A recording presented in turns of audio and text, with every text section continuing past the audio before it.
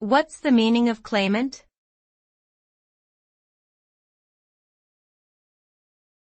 Claimant.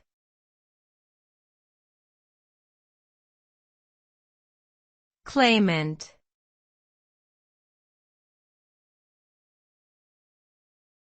Claimant.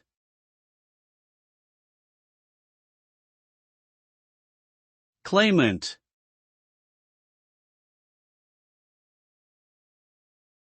A claimant is a person or organization that makes a claim, typically for money or property, and seeks to have that claim recognized by others.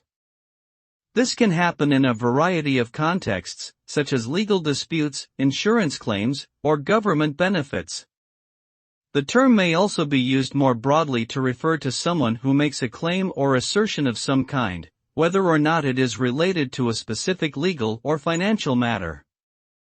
In essence, a claimant is someone who is seeking to assert their rights or interests in a given situation.